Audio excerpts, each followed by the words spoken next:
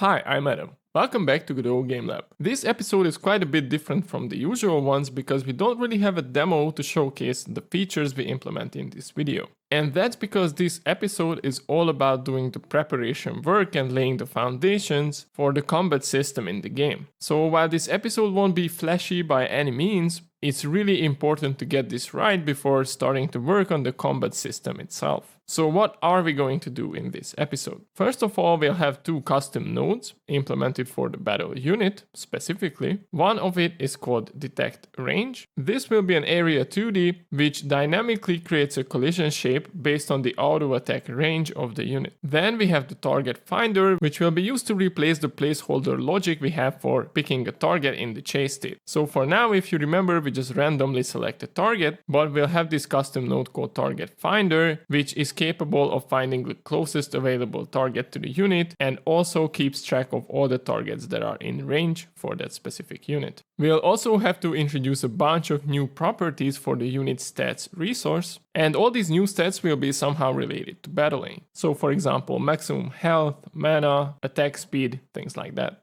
And finally, we'll also introduce two new components which can be reused anywhere in the project or even in other games, namely a Hitbox and a Hurtbox component, which can be used to register dealing damage and taking damage inside games. And just so you have an overview, this is how the battle unit scene will look like by the end of the episode. You can see that we have this DetectRange, the Hurtbox, and the TargetFinder nodes or components added to this battle unit scene. So without further ado, let's get started. But before we jump into implementing all the interesting new stuff, let's tidy up the project a little bit. Specifically, there are two things I want to change here. The first thing is related to something we did in the last episode, namely the finite state machine and the UI. So if you remember, the finite state machine is extended from the node class, but the states themselves, we extended them from the ref counted class so they don't pollute the scene tree, so to speak. Well, after giving it some more thought, I think that it really makes no sense for the finite state machine to be a node either. Why? Well, because we decided that we won't handle the process and the physics process callbacks inside the finite state machine itself, because it might happen that there's a finite state machine in the game that does not need to override those virtual methods. So instead what we did is we handled this in the unit AI, right? So we hand code these, and this should be a node, I think, so this is fine, but I think that it makes sense to change the finite state machine as well to extend from the ref counted class, because I feel like this node does not really belong here. And after I refactored it, it's a very minor refactor, it felt much cleaner and much more reusable to me. So let's refactor that, it's a really quick fix. So with the finite state machine script open here, we have to change the extend class from node to ref counted again. And you see that immediately when we change this to ref counted, we have this error message that node export is only supported in node derived classes. So yeah, we can't have export variables for ref counted classes, which means that we can't handle the debug label here either, which I think is fine because I already talked about how I felt like it can stay there, but something didn't feel right about this because like debug information is not strictly related to the finite state machine itself. So this solves that problem. We can change this from an export variable to actually a signal. So what we'll do instead is we'll just emit a signal when we changed to a new state, and we can remove this line of code because we no longer have a debug label, and say that at the very end, when we change to a new state, we just emit the state changed signal and pass in the new state as a parameter, right? So now we have this information, and if we do have a debug label or whatever other system or object that cares about the state change in the state machine, we can just connect to the signal. So for the finite state machine itself, that's all we really need to change. You can save this with Control S. And we can actually delete the node from here because we no longer have such a node. So let's select the finite state machine, press delete, and click on OK. But now when we go back to the unit AI, you see we have a new error message because that finite state machine cannot be an export variable because it's not a node or a resource or an enum, it's a ref counted class. So this cannot be an export variable anymore. Instead, what we'll do is we'll create a member variable called finite state machine, same name, same type. And we can override the ready virtual method. So when the unit AI node is ready in the scene tree, we can just create a new finite state machine with a new keyword. And All the other parts of the code are fine because it behaves the same way as it did before. It's just that it's not a node anymore. We just need to create a new ref counted instance. And that's about it. We should be good to go. But the problem is when we run the game now, you see the finite state machine debug label is there, but we don't see any information, right? And that is because we don't have anything connected to that label yet. And we need to handle this in the Unit AI now because the finite state machine itself is not concerned with any of this. So we'll just introduce a new export variable for the debug label. And inside the ready callback, after we created the finite state machine for that unit, we'll just connect an anonymous function to the state changed signal. And we'll use the same line of code we had in the finite state machine before, which sets the debug label's text property. Right? So that's all there is to it with this refactor. If we save this with Control S and run the game again, we still don't see anything, but that is because the unit AI component is not enabled by default on any of the units. If I go ahead and select this 2D button here, click on Robin, you see it's not Robin who's selected. What we can do is we can click on this to show the list of selectable nodes at the position. And now if I click on it, we can select the battle unit. And you'll see that the unit AI is not enabled. And also the debug label is not set. So if I click on enabled, we get an error message because we cannot change the text property of a null value. We haven't set the export variable. We can also make this code a bit cleaner because we can make this debug label optional. So we can just have a safeguard here in this function and say that if not debug label, we return. So when we don't have a debug label set, we return from this method. But if we do have one, we just set it. So we can debug it. It's a bit safer to do this and you don't have this error message now. But we actually do want to have that debug info. So if we select the unit AI, we need to assign the debug label again. Now we have this. Press Ctrl S and play the game again. And now I can't buy units because I have the same setting for the game screen. Let's switch back to input and now I can buy Robin. Start the battle. And if I go back to 2D, I can select the battle unit. And now you'll see that the debug label is set within the unit AI. And if I click on enabled, we have the chase state displayed. The state machine works the same way. And when he reaches that zombie or ogre, it goes into the auto attack state. So the finite state machine works the same. Right? We just did that refactor. And to me, it feels cleaner to only have one unit AI node in the scene tree. And also the whole finite state machine with the state themselves are ref counted objects. And another thing I noticed is a slight inconsistency in the project, namely with the setter functions. And I think this is due to the fact that the reference project I have is a bit more volatile and it changes constantly. And when I copied the code over to the actual course code, I didn't pay attention to this. So what am I talking about? If we press Ctrl-Shift-F, and search for our setter functions inside the project, the best way to do this is probably to type set equals space, because that's where we set the setter function for properties. So if we click on find and take a look at our search results, you'll see that we have two kind of setter function names. Most of them start with a leading underscore. So underscore set tier, set goal, set XP, set level. We have a false positive here for offset. We don't need to worry about that one.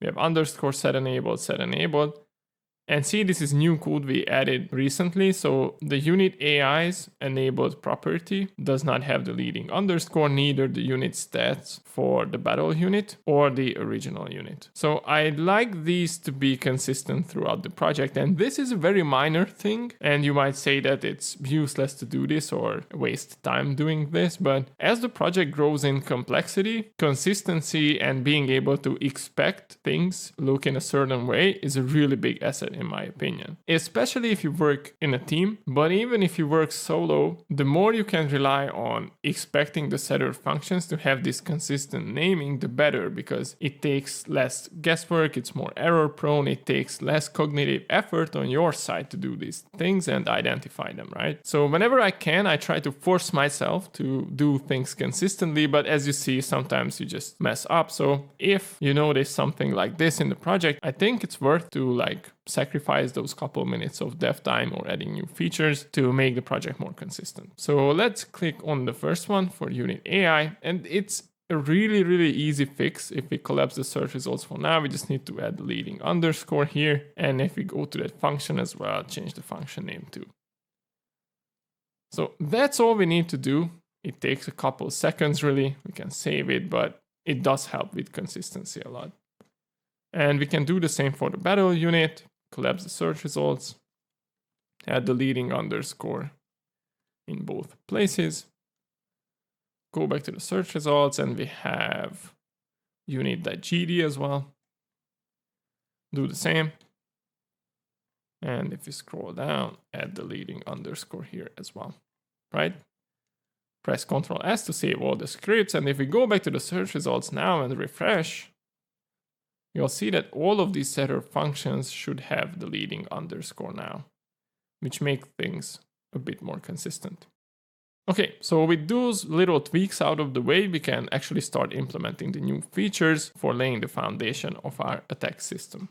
So the first step of our preparation to the attack and combat system is to add a bunch of new stuff for the UnitStats resource. So let's press Ctrl-Alt-O to quick open a script and search for unitstats.gd, and let's start adding the new stuff. So if you ever feel lost, because we will kind of insert this in not random places, but again, I want to keep the consistency of this script. So if you ever feel lost or you don't know which lines of code are new and which aren't, then you can always consult the GitHub, right? Because we have those different branches and you can just compare the current version of the UnitStats resource to the previous one. But I'll try to take it slow so you can easily follow. So first of all, we'll add two new signals. One is emitted when the unit's health reaches 0, and the other one is emitted when the ManaBar is filled for that unit. Then we also add a new dictionary where the keys will use the team enum, so we have the player and enemy team, and the values of the dictionary will be the group name of the opposing group. So for the player team, it will be enemy units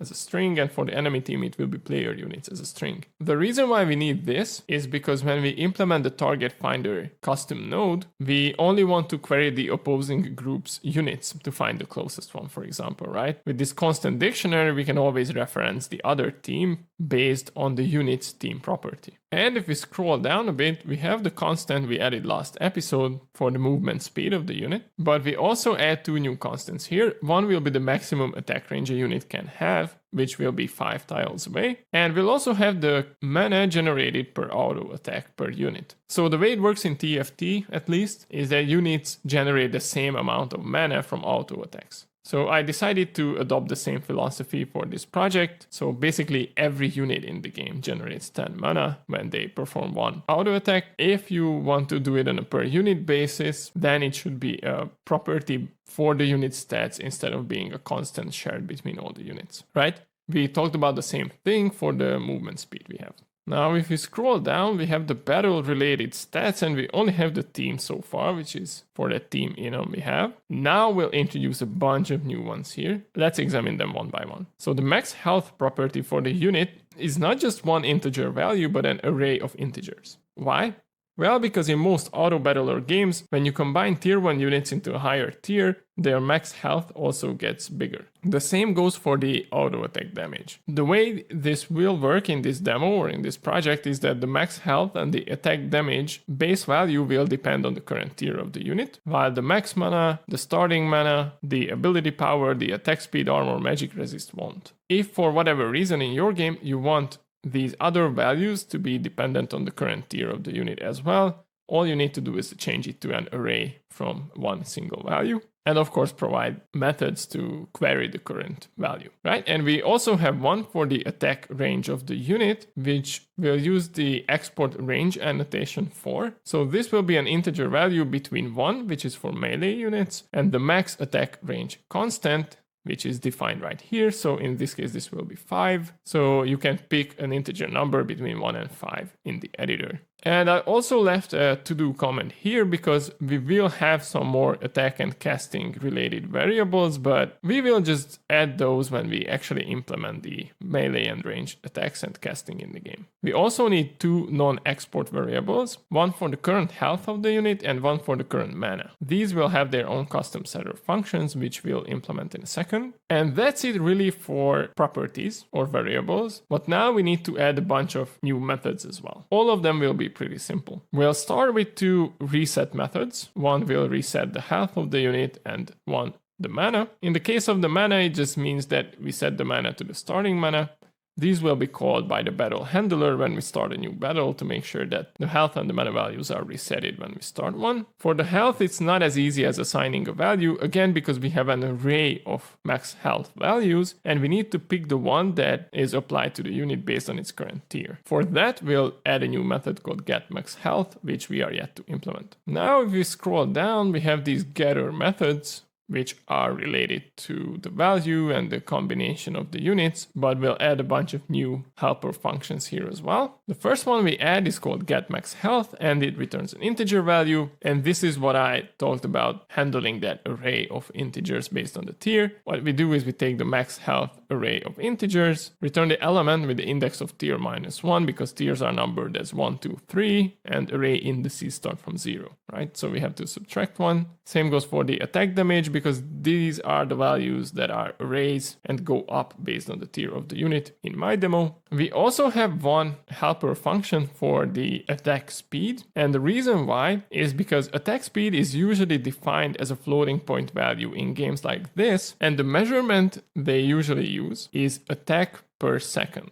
right? If I have an attack speed of 0.5, it means that I only do half an attack in a second, which means that it takes 2 seconds to perform one full attack, right?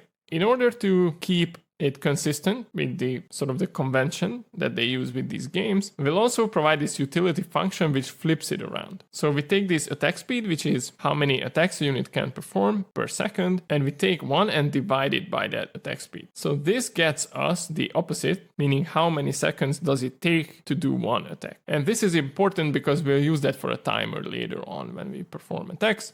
Again, if you think about it, if you take 1 and divide it by 0.5, the result will be 2, which means that it takes 2 seconds to perform one attack when my attack speed is 0.5 attacks per second. Hopefully that makes sense. We'll also have a utility boolean function or method, which we call isMelee. It returns boolean, and it's pretty easy to decide. We just need to check if the attack range is equal to 1. If it is, then it's a melee unit. If it's bigger, then it is a range unit. And the final methods we need are the two setter functions for the health and the mana. So for the set health, we'll start with changing the health property to the value we want it to, emit the changed signal, so whatever system can be notified that the unit stats has changed, and if the health becomes less than or equal to 0, then we can emit the health reached 0 signal we just added. For the mana, it's something similar. Set the property to the current value, emit the change signal, and then for the ManaBar field, we have two conditions. If the mana becomes greater than or equal to the maximum mana we have, it means that we filled the ManaBar, but we also provide an extra check here, which checks if the maximum mana is greater than 0, because in these AutoBattler kind of games, there are some units occasionally who only have passive abilities and they don't cast anything. So essentially they don't have a mana bar. And for those units, we can set the maximum mana to 0, so this mana bar field won't be emitted ever, right? And that's really all there is to it. For the unit stats changes, we can save this with Control S. So we have these two methods for setting the health and the mana. We have a bunch of helper methods and getter functions here, these four. Two resetting methods, these are new as well. All of these battle-related properties, except for the team, are new too. These constants are new. We added this target dictionary. And finally, we added two new signals. So those are all the changes we made. The next step is to actually set these for our existing UnitStats resources, right? So in the file system doc, let's collapse the components folder for now and the scenes. Let's expand the data. And we can start with the zombie since this is already expanded. So now you can see that we have all these new things available here. So let's set the maximum health first. This will be an array with a size of 3. And let's set the level 1 to 18, level 2 to 22, and let's say 25 at tier 3. The maximum and the starting mana can remain 0, so the enemy units won't be casting any abilities. But for the attack damage, we also need to have an array of 3. And let's say at tier 1 they do 2 damage, at tier 2 they do 4, and at tier 3 they do 6. And if you scroll down, we also need to set the attack speed. And let's say that they do 0.7 attacks per second. And the attack range can remain at 1, meaning that they will be melee enemies. Okay, now let's go back to the file system doc and search for Björn and Robin. I won't do all of the units, right? But you can always do each and every one of them for your project. We'll do Björn first. And for the maximum health, we need an array of 3 values. Again, let's say Björn has 40, 50, and 60 health. Maximum mana of 50, and it starts from 15. The attack damage, again, we need 3 values. Let's use 2, 5, and 8. The attack range can remain at 1. And the attack speed, we can change that to something like 0.75 attacks per second. So it's a bit of a slower attacker. Double click on Robin. And since Robin is a ranged unit, let's make him a bit more fragile. So the HPs will be 8, 12, and 18. The max mana will be 20, so much lower, but the starting mana will be 0. For the attack damage, we can use 2, 3, and 4, for example. And for the attack speed, we can make him attack faster, so 1.0 attacks per second, for example. And we can bump up the attack range to 4 tiles, maybe.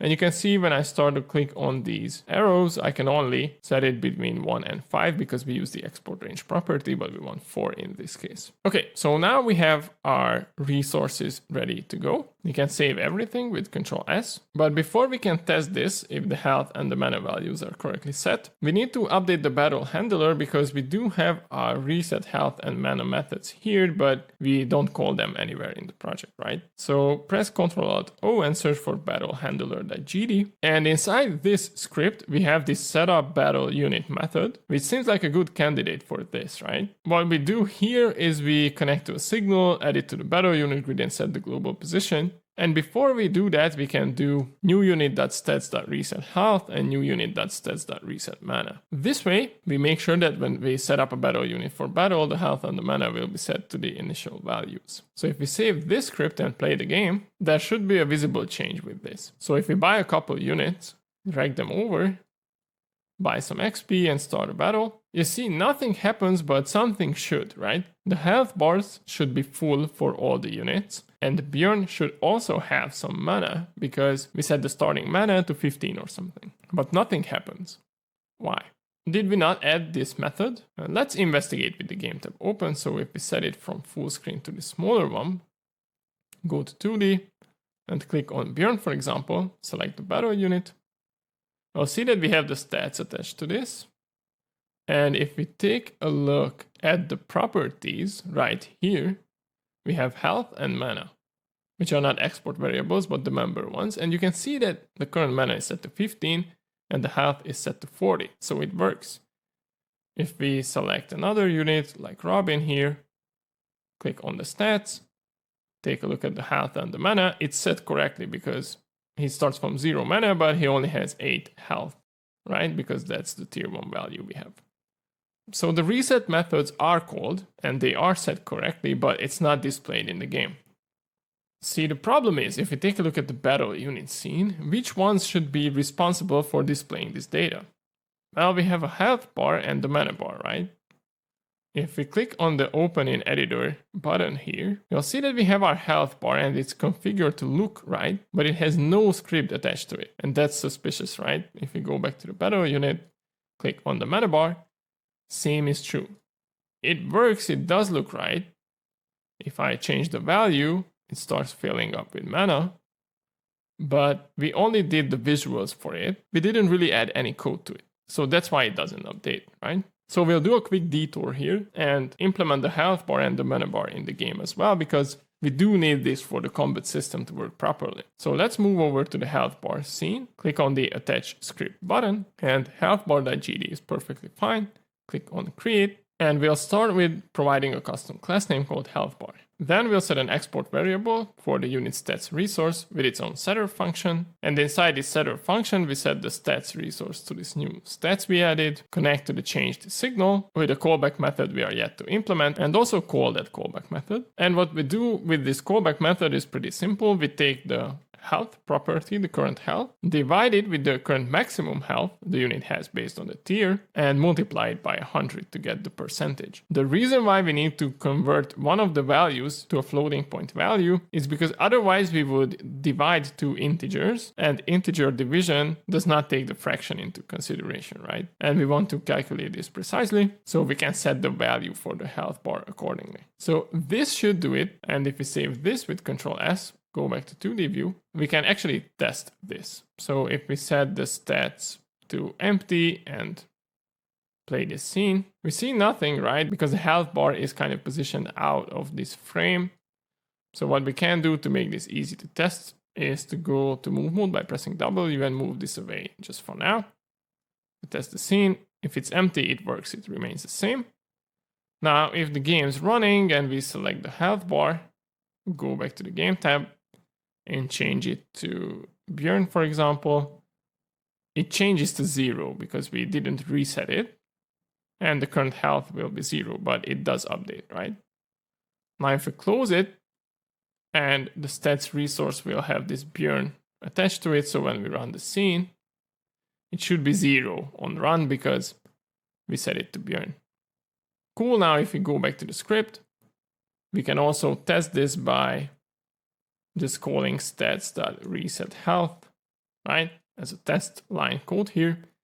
So now if we save it and run the scene again, because we have Björn added, it should be set to maximum or 100% because we have full health, right? So the health bar works properly. We can get rid of this testing code here and do roughly the same for the ManaBar. So save this with Ctrl S, move over to the ManaBar. Let's go back to 2D view. Click on attach script, manabar.gd is fine, click on create, and it will be even easier in this case. We'll have a custom class name called ManaBar, again an export variable for the UnitStats resource with a setter function, and inside that setter function we change to a new value, connect the change signal to a callback and call that new callback as well. And inside that, what we do is we set the progress bar's value property. And this time the division is even easier because for the maximum mana, we don't have an array of values we need to query based on the tier. We just take the mana, divide it with the maximum mana, convert it into a floating point, so we have a float division. And again, multiply it by 100 to get a percentage. Now if we save this, go back to 2D view, the empty stats resource, if we run the scene, it should be empty, but we can't see that because again, the position is off screen, so we move it down a bit, save it, rerun the scene, right? It's empty. And if we set it to Björn, it remains empty, but it shouldn't, right? Because we have the starting mana. Well, technically yes, but remember we divide with the current mana. And since we didn't reset it, it doesn't have that value. So if we add that testing code again, stats.resetMana this time, right? To the setter, and rerun the scene again with an empty stats resource, we change it to Björn, and voila. The mana will be set to that percentage value, which is 15 out of 50 in this case. So the mana bar works correctly as well. We can get rid of the testing code here and save it with Ctrl S. Now all that's left to do is to go back to 2D view for both scenes, reset the stats to an empty one, and also press Ctrl Z a couple of times to reset the position, save the scene again with Ctrl S. Now it's in its original position and the stats is empty. Let's go back to the health bar because I forgot to do that here as well. Press Ctrl Z a couple of times, the stats resource is empty, and we have the health bar in its place. Ctrl S to save this, we have the two scripts attached.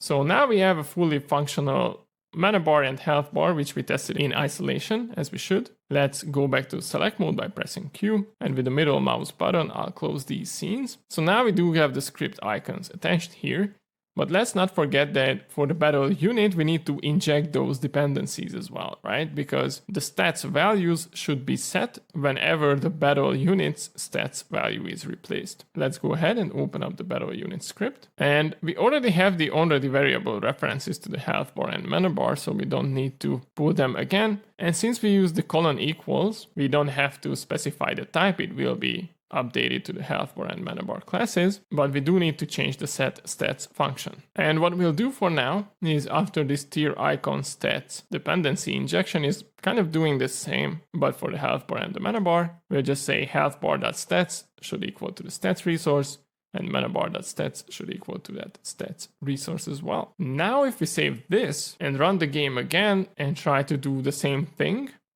we go back to providing game input. And now when we start a battle, we should see those health bars and mana bars updated, right? Because we scripted those UI components and also injected their dependencies in the battle unit. And remember, if we go back to the script tab and the battle handler, we already did this, which is also important for this to work, actually resetting those values. But now, because we inject those dependencies and they have their scripts, they will handle updating properly. Okay, so the UnitStats update with a quick detour for health bars and mana bars is down. We have a couple more things to go.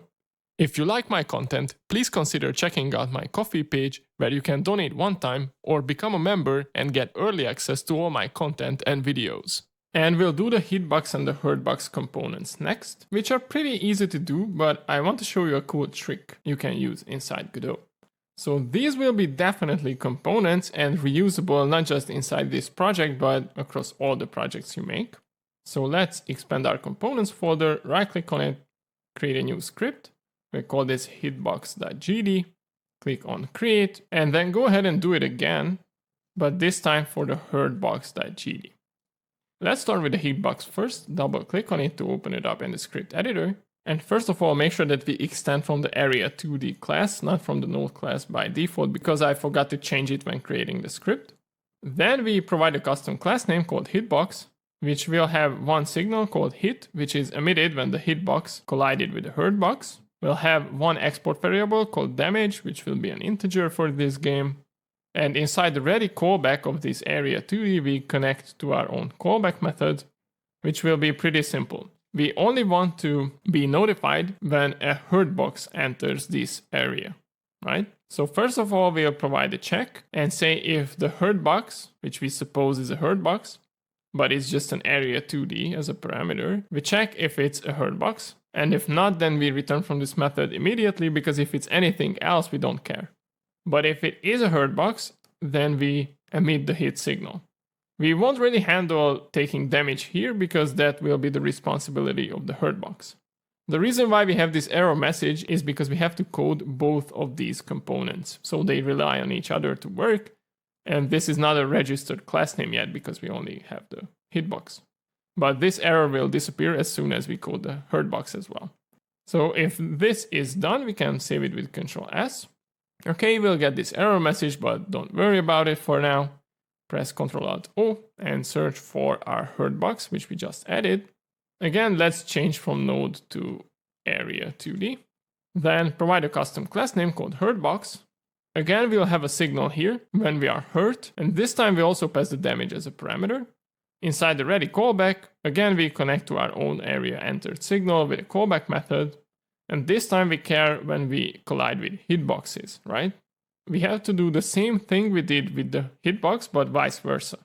So we check if this supposed hitbox is actually a hitbox or not, because again, it can be anything area2d or area2d extended, but if it's not a hitbox, then we don't care and return from this method immediately. But if it is a hitbox, then we emit our own hurt signal. And this is a cool little trick you can use if you don't want to store your typecast as a variable in GDScript. You can put it in parentheses and say that, okay, we grab this area2d variable, convert it into a hitbox, because we know it's one, right? And then when you type dot, then you have auto completion. So when I type dot damage, you'll see that we have this offered to us. Cool. So that's all we really need for a hitbox Hurtbox system. We can save this with Ctrl S, and just to show you, since now we have Hurtbox as a registered class name, if we go back to the hitbox, this error message disappears. So we have this component ready to go, and it's as flexible as possible. If we go back to 2D view for a sec, you'll see if I press stop the game, because it's still running for whatever reason.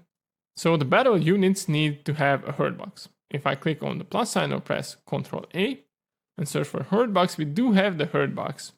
here because we added the custom class name, but it has the same icon as an area 2D, which might be what you want, but there's a really cool feature in Godot where for your own components or scripts, you can actually assign custom icons as well.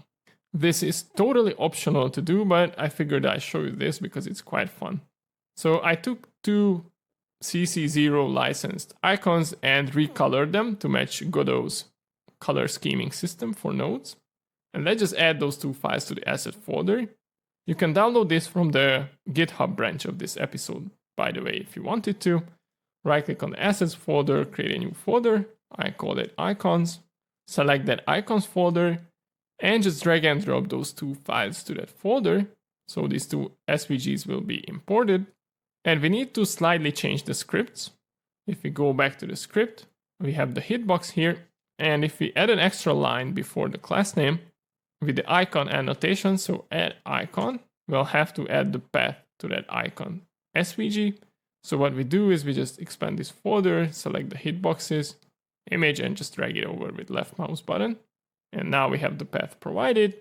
Go to the Hurtbox, add an extra line, add icon, and drag the Hurtbox over. Save this with Ctrl S.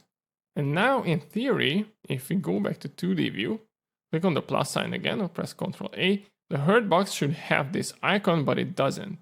So if that's the case and you want your custom icons, what you can do is just go to project and reload current project and it will work. And that's a Godot Game Lab guarantee. So if we click on the plus sign again or Ctrl A and search for Hurtbox, you see it has this shield icon, which can be useful to distinguish. I know it takes a bit of time and effort away from useful development or adding new features, but I think it's just a nice little neat addition. So let's add this Hurtbox and drag it over. And since this is an area 2D, we'll have this error message that we don't have a collision shape added. So let's click on the plus sign again or press Ctrl A and search for collision shape 2D. Now we have the error message disappear. And I'll just add the same collision shape roughly that we have for the battle unit itself, but with a slightly different color. So I use rectangle shape. Let's change the debug color to full red, for example, for the Hurtbox. Yeah, that seems nice. And for the shape, if we expand it, I'll change this to 36 by 36, I believe is the size. And now we have a collision shape for the Hurtbox as well. Now we somehow need to test if this Hitbox Hurtbox system works, right? So let's save this with Ctrl S for now, but we do have to set up the collision layers for this to work properly. And in this game, if we select the battle unit, we have the default settings on, which sets the layer and the mask to layer 1 as well. And we don't even have the collision layers named yet. So let's go ahead and name those layers and masks. So if we right click on one, we can rename the layer from here, which is pretty convenient. Let's call layer 1 player. Let's right click on player 2 and call it enemy. Click on the third layer, right click on it. And this will be player underscore range. And number 4 will be enemy underscore range. Now, the reason why we need this is because we'll have the DetectRange custom node as well, which will be responsible for scanning the surroundings for possible targets, right? Based on the attack range the unit has. For melee units, this will be a much smaller circle. For range units, it will be much bigger. Now, for the battle unit, the root node itself, let's just uncheck all of these because we'll set this up from code. Why? Well, because not all battle units belong to the same layer. Players will go to layer 1, and enemy battle units will go to layer 2. So this is based on the UnitStats resource, actually. When we can decide which team the battle unit belongs to, then we can set up the layer and the collision mask accordingly. So how does this layering system will work in the game? The battle units themselves are area 2Ds. The reason why is because we'll use their collision shape, this blue one, this one. We'll use this for the DetectRange custom node, which will be a bigger circle, right? Especially for Robin, who has like 4 tiles of range. There will be this big circle, and whenever an opposing battle unit's blue collision shape enters that big circle, it means that we can detect that there's a target in range, right? So for the battle units, we don't actually need to set the mask, because we won't be checking for any collisions with the battle unit itself. It's the DetectRange that wants to detect when a unit enters it. So we just need to set the layer, because if we don't set the layer, then it cannot be detected by other area 2Ds. And we'll set this either to player or enemy, meaning to 1 or to 2.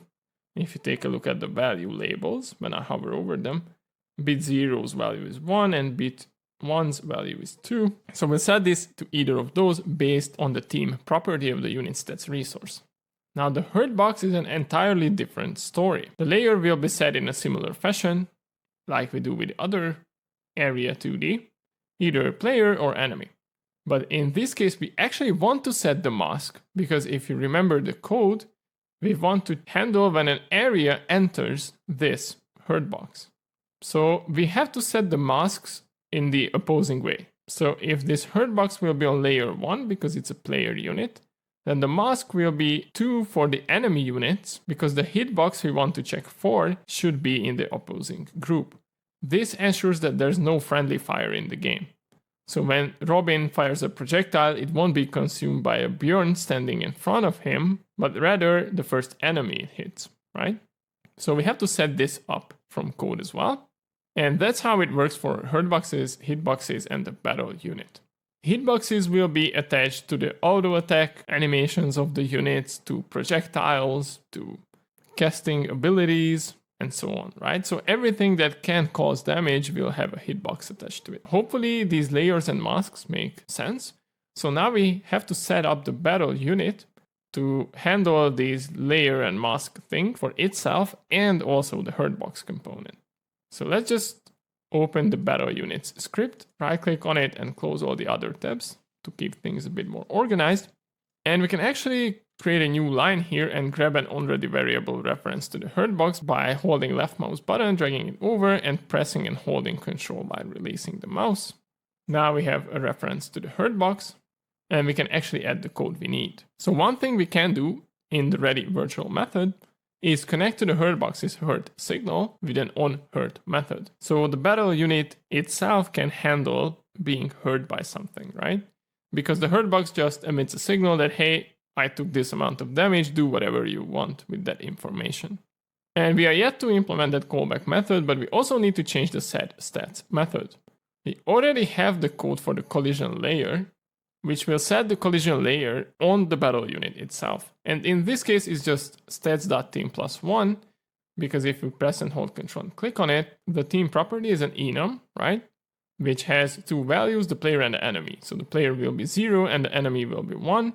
And for the layers, if you remember, the first two layers are 1 and 2, so we have to add 1 to that enum value, and we have the correct number. Now for the Hurtbox, we do the same for the collision layer, so it's essentially the same line of code. But for the collision mask, again, we want to take the opposing group. So what we do is we take the higher value, which is 2, and just subtract the stats.team value from it. If it's a player, then this will be 0, because it's the first in the enum, which means 2 minus 0, and 2 will be set as the collision mask, which is perfect for us, right? Because that's the opposing group's layer. And if that's an enemy, then it will be 2 minus 1, which equals to 1. And again, that's perfect because that's the layer for the player units. And if it's an enemy unit, then it wants to target the player units for its mask. So that's all we really need for setting up the Hurtbox and the collision layers properly here. But we do need to implement that callback method as well. And to test this with hitboxes, if we scroll all the way down here, what we can also do is we can connect to the stats health reached 0 signal and say that when the current health of a battle unit reaches 0, we just delete that unit with Q3.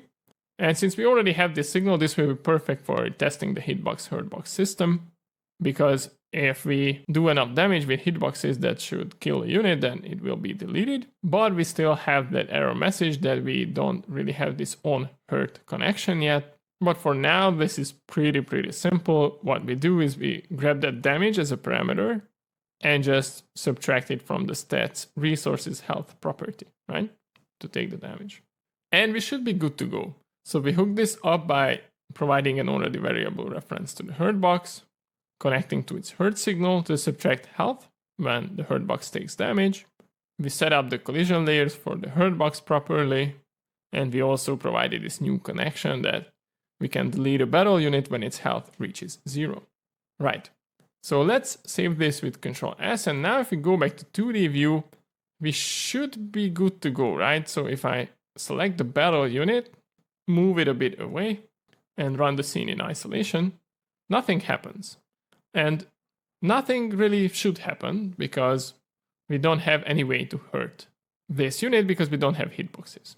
But we can check for the layers. So if we select 2D here, click on the unit, and click on battle unit, we can see if we click on Hurtbox, we can see that these are not updated because we haven't called the update method yet. If we select the battle unit, go back to the game screen, search for Björn, for example, in the file system, and drag it over Robin, it will be updated.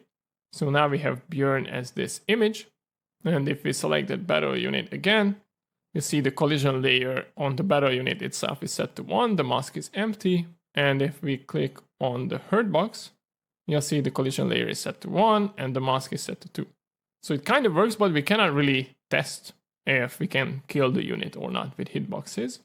So let's stop the game for now and fix that. So temporarily, let's add a hitbox to the battle unit, which shouldn't be there, but for testing purposes, this will be fine. Press Ctrl A or click on the plus sign, search for hitbox. We have this cool sword icon for it. Create one, drag it up, set the damage to 10 maybe. And let's make sure to put it on the right layer. So we'll test this by setting the Hurtbox to the player when we drag over Björn. So let's put this on the enemy layer and make sure that it damages players. Does 10 damage.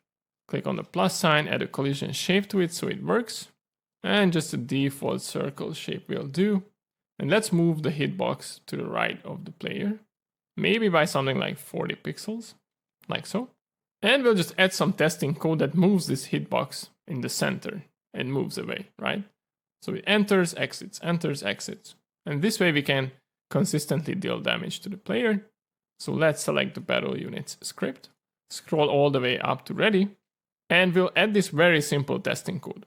So on all inputs, if we press UI.left, we change the hitbox positions to 0.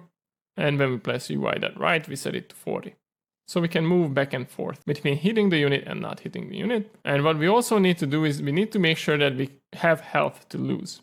Because if you remember, when we set the stats to a new value, it wasn't automatically resetted, right? Because we only do that in the battle handler. So here we can also add an extra line of code for stats.reset health. Right, so when we set it to a new value, it will reset the health as well. And now we can move back and forth between the hitbox and the Hurtbox. So let's save this, go back to 2D view, and to make sure that it's easy to test, we can go to debug and check visible collision shapes. And now if we run the battle unit scene, again in complete isolation, we have our collision shapes visible. And now what we need to do is we need to select this battle unit. So we can just drag over Björn again to the stats slot here, but it does not update this way for whatever reason. But what I found works best if we go back to 2D view, select the battle unit, and go back to the game view, and this way it will work. So if we drag over Björn again, it will be updated, the health is reset, and now if I press the left arrow, the hitbox should be moved inside. But nothing happens because I'm still not recording game input. So let's switch back to input. See, the health goes down. Press right arrow, left again, right, left, right, left. And when the health reaches 0, the unit will get deleted with Q3. Awesome, so we know that the hitbox Hurtbox system works and we set it up correctly inside the battle unit. So now what we can do is we can get rid of all the testing stuff we don't need. We definitely don't need the hitbox here, so we can delete that. We can also take the battle unit and reset its position. We can save the scene with Ctrl S, and if we go back to the script, if we know for sure that it works, we can get rid of this input callback code and also resetting the health when we change the stats. This will be handled by the battle handler. Right, so now we have our Hurtbox hitbox system ready to go. It's reusable in the game and across projects, and we hooked it up perfectly fine with our existing battle unit. We have 2 more custom nodes to go before wrapping up this episode. One of those will be the DetectRange area. So let's expand our custom nodes folder in the file system doc, right click on it, create a new script. We call it DetectRange. And we can inherit from the area 2D. This time I won't forget changing this. Click on create and double click to open it up in the script editor. Now we'll start by adding a custom class name called DetectRange. And we'll have 3 export variables. One for a collision shape, which might seem weird because area 2Ds have to have at least one collision shape child, right? Well, yes, but we want to dynamically change its shape based on the UnitStats resource. That's why we need to export it here. It could be set to an already variable reference as well, but then you sort of limit renaming the node, which I didn't want to do. Export also feels a bit weird here, but it works for now. We'll also have a base range size floating point variable, which will be the number we multiply with the attack range property of the unit. The base range size will be slightly bigger than 1 tile, and we'll multiply that by the amount of tiles the unit has in range, right? So we can calculate the radius of this circle in pixels. And for the UnitStats resource, we'll have this inline setter function just to practice this other syntax for setter functions. And what we do is we set the UnitStats property to its new value, and then we calculate the collision layer and the collision mask for this detect range area. And it's slightly different from what we had for the battle unit and the Hurtbox, and we'll get back to that in a second. But then what we do is pretty straightforward. We create a new circle shape 2D from code, and we change the radius to this base range size, which is slightly bigger than 1 tile, multiplied by the attack range property of the UnitStats resource. And we set the collision shape nodes shape property to the new collision shape we just created. So this way, it will be dynamically created for all the units based on their attack range. So you see for the mask is the same thing. We just subtract the team enum from 2. But for the collision layer, we have to multiply it by 4. Why is that the case? Let's save this with Ctrl S, and I can show you in a sec. If we go back to 2D view, select whichever area 2D we want to, go to collision and see the layers. So these detect range areas won't be on layer 1 for the player or the enemy, because otherwise the Hurtboxes and Hitboxes would pick up on this area as a legit player or enemy, right? And we don't want that. We want them to be handled completely separately. So we have 2 new layers, layer 3 and layer 4. But the thing is, the value of these are not 3 and 4 as their index is. If we hover over it, you'll see that layer 3 has the value of 4, and layer 4 has the value of 8. So we have to set the collision layer to either 4 or 8. And what we do is for the player, since it's the third one, the player should be 4. So if we take stats.team for the player, this will be 0. 0 plus 1 is 1. 4 times 1 is 4. So we'll set it to layer 3. And for the enemy, this enum will be 1. And 1 plus 1 is 2. And 4 times 2 is 8, which will be this layer right here. So that's how we got this formula. For the mask itself, we will collide with the battle unit's collision shape. So it's fine to use the same formula we did before. So that's all we really need from the detect range. Now we just need to add it to the battle unit. So if we go back to 2D view, click on the battle unit, click on the plus sign or press Ctrl A and search for detect range, add it, drag it up above the Hurtbox, click on the plus sign to create a new collision shape 2D. And for this time, it's fine if we leave it empty because we will create that collision shape from code anyways, right? When we change to a new unit stats. But we can change the debug color to something different. I'll just use this purplish value to use something different. And for the detect range, we have to set the properties. So for the collision shape, this will be the one connected to the detect range. And the base range size will be the same radius we use for the other collision shapes, which is 4 pixels bigger than a tile, so 36. Now that's completely fine. And we only need to change the stats property. But we don't really want to do that here, right? In the editor, it's fine for testing, but we want to inject it from the battle unit, just like we do for the HealthBar and the ManaBar. So let's open up the script for the battle unit one more time here. Let's not forget to grab an already variable reference to the detect range. So I'll add a new line here, drag it over, press and hold Control. Now we have our detect range ready to go. And if we scroll down to our set stats setter function, we can just right here before we inject it to the tier icon to keep things in the same order, we'll just say detect range.stats should equal to stats as well. If we save this, with 2 lines of code added, we should be able to test this. Again, if we go back to 2D view, we can drag the battle unit over temporarily to see better. Now if I run this and go back to 2D, select the root node to make sure that it opens up in the inspector, go back to the game tab, and let's just click on the icon this time and quick load robin.tres. You immediately see this big purple circle, which is absolutely what we want, right? Because he can shoot 4 tiles away. So this circle will cover that distance. When testing the game in the reference project, I found that the circle works much better than a rectangle would in this case. Now, if we change it back with quick load to Björn or the zombie, we should see a purple circle as well, right? But nothing's there. And that's a really odd bug I think Godot right now has. It took me a while to figure out, but what's going on is inside the resource of Björn. So if you take a look at Björn.trs, we have Björn.trs. Let's double click on him and you'll see the attack range is set to 1. But now if I open up the same resource in a text editor, you'll see that it's set to 0. So for whatever reason, it defaults to 0 and it's set this way and it doesn't override it despite being set to 1. I guess this has to do something with the export range property, but it's pretty easy fix. If we set it to 2 or 3 or whatever, we'll see that we have this set attack range here. We press Ctrl S to save it and we set it back to 1 and save it again. You'll see this arrow remains here, which is pretty telling that now it works because it was 0 before, so we could undo it. Even though this shouldn't be here because it should have been 1 in the first place, now it will work. And while we're here, we have to do the same for the zombie, I guess, because if we scroll down for the zombie, it will be 1, but I'm pretty sure that it will be 0 too in the file. So let's change it to 2, save it, change it back to 1. Yeah, and you'll see that's right here, a telling sign. So now we test it again. We should be good to go with Björn as well, right?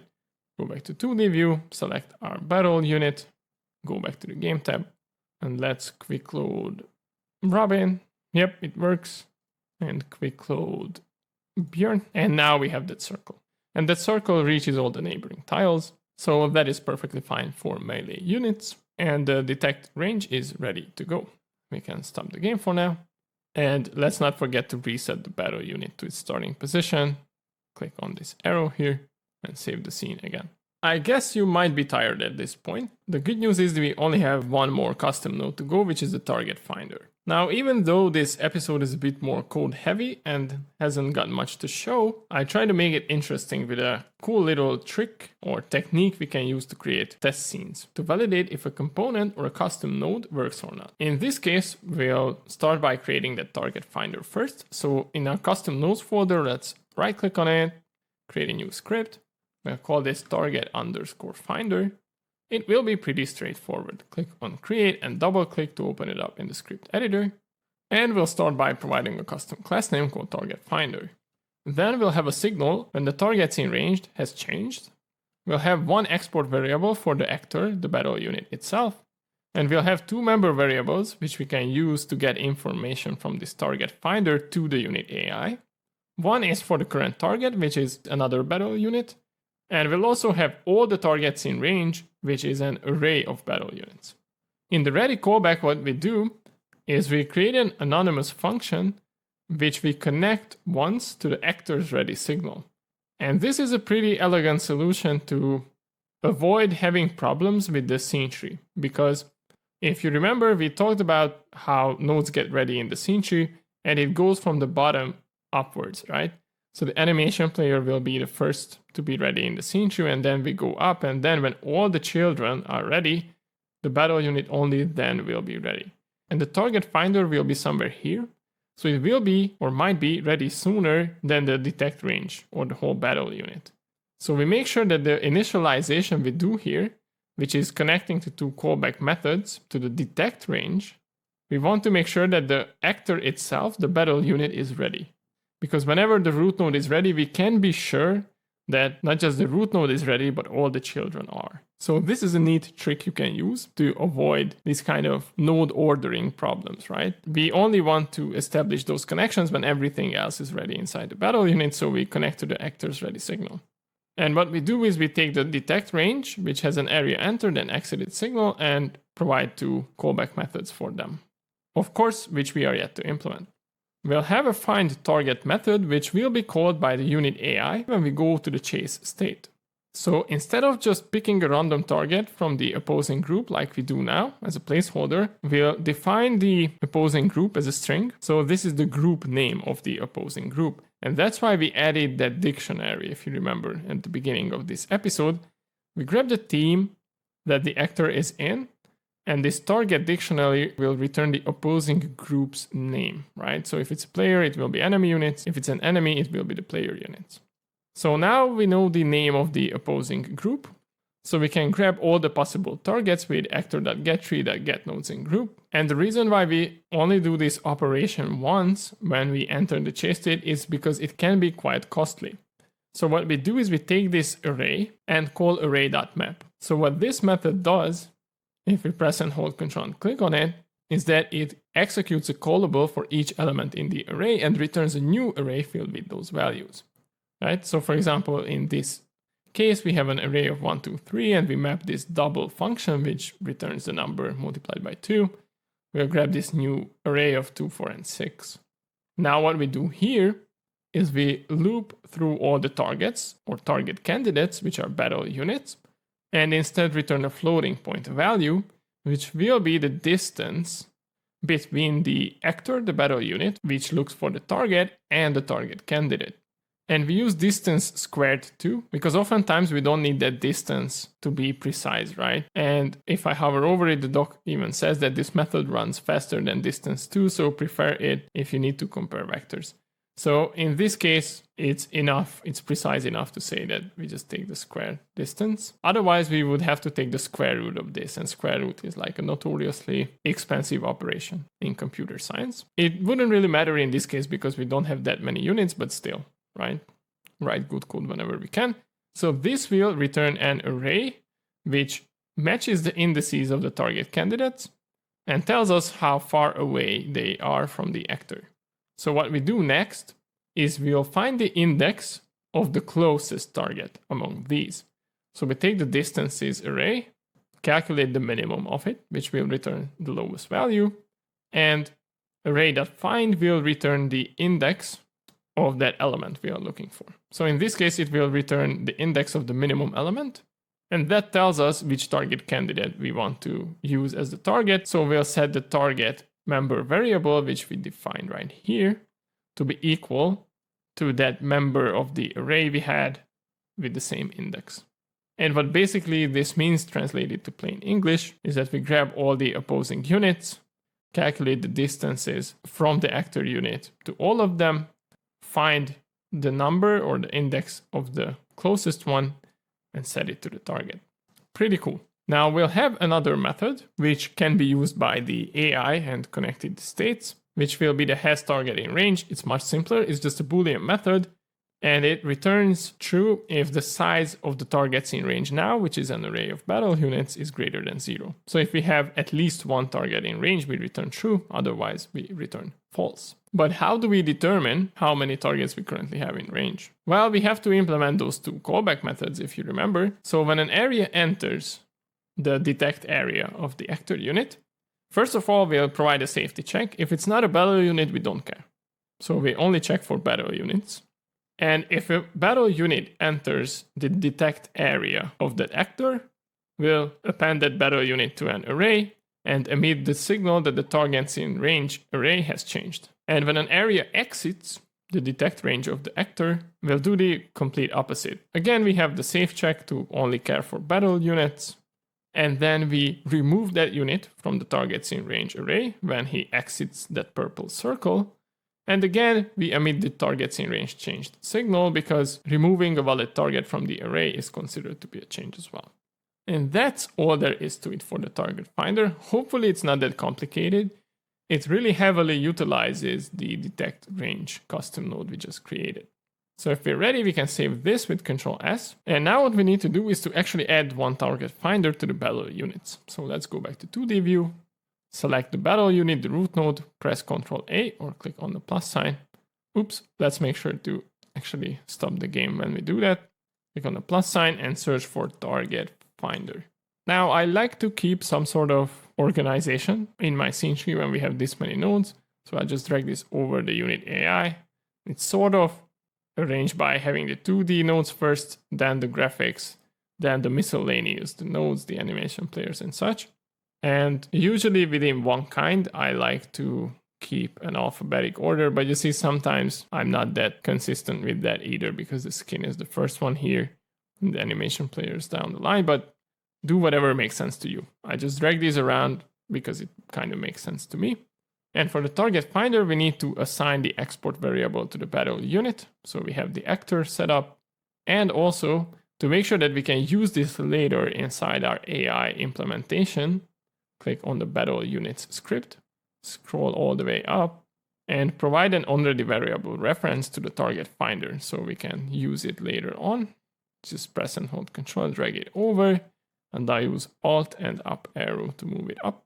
So now we have that already variable reference and the node added to it with the export variable set up as well. We can save this with Control S, and we are basically done. All that's left to do is to test all this target finding business, right? And we could test this in-game by immediately going to change the AI and stuff, but I don't really want to. I think that episode is long enough on its own. What we can do instead is we can create this sandbox test environment instead. And I want to show you a couple of cool tricks and consequences of using good architecture in games, right? Because you'll see it's much more labor heavy and you have to think about things to do it this way compared to just putting together anything that works. But I kind of want to show you the perks of doing code like this. So let's go back to 2D view and create a new scene temporarily. Let's start with a 2D scene and call it Target Finder Test or something. And what we'll do is we instantiate a couple battle units. So click on the Instantiate Child Scene button or press Ctrl-Shift-A, search for battle unit and add one. We can go to move mode by pressing W and drag it around, duplicate it 2 times, right? And make sure that these two will be zombies. So select battle unit 2, click on stats and quick load zombie.trs. Do the same for the other zombie. And for battle unit 1, Bjorn is fine. Now, to test this, instead of relying on the AI, one cool thing we can do, I think, is to actually add a drag and drop component to this so we can drag around this Bjorn. Even though it's something we shouldn't do with battle units, if we click on the plus sign and add the drag and drop component to it, and set its target export variable to the battle unit, it's that easy to add drag and drop to something with this implementation. If we save this scene, I just put it in the scenes folder for now, we'll delete it anyways. Click on save. And if you run this scene, you'll see I cannot drag and drop around these other ones, but Bjorn I should be. But I still can't. So what's going on here? It's probably because the layers are not set, right? Area 2Ds cannot really pick up input events if they don't have a layer set correctly, but we don't have to worry about this. We'll do this from code. What we also need to do is, because we don't have battle handlers, and that's a bit tedious, so let's select the battle unit, go to the node tab, go to groups, click on the plus sign and add this to the player units. And for the battle unit 2, click on the plus sign, add it to enemy units. And for battle unit 3, just check enemy units. Okay, so we have the groups. Now we just need some code to test this. So click on the attach script and target finder test.gd is fine. And first of all, to trigger the stats change, because we set up Bjorn and the zombie unit stats resources, but you see when we run the game, it didn't actually update correctly. We only had the Arthur sprites for all of them. Otherwise, the purple circles and the input layers should have been set correctly. So by using this little trick, setting the same stats resource will trigger the setter function and it will work fine. And now what we also do is we'll grab the first battle unit, which is the player one. And when the targets in range changes, that array, we just print out all the targets in range to see if it calculates it correctly. And because we can drag it around easily, this will be pretty easy to validate. And one final thing we can also do inside this scene is when we press the Q button, we'll find and print out the closest target to see if the calculation works correctly. So with these few lines of testing code, if we run this scene again, I should be able to drag Bjorn around, but not the other ones, right? Because we added the drag and drop component.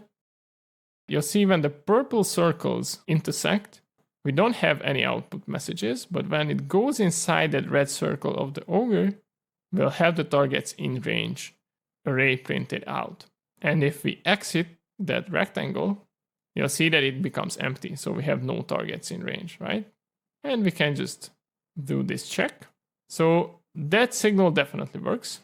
After clearing the console, if I press Q, I will get a reference to battle unit 2, which is this one, I think, because that's the one that's closer. If I move it real close to this one, press Q, it's battle unit 2. But if I move down here, it will be battle unit 3, right? So if I move around and keep pressing Q, this find target method will calculate the closest target we have and set it to its current target. Awesome. So the target finder is working correctly as intended. We can close this for now. And if you want to, this sandbox test scene can remain in the project. I just like things organized, so I'll delete this for now. Go back to selection mode. We know that the target finder works and it was much easier to test and we didn't have to go into the whole unit UI, right? We just tested it in isolation. So we can close this, and if we collapse our custom nodes folder and our data folder, go to scenes, collapse everything.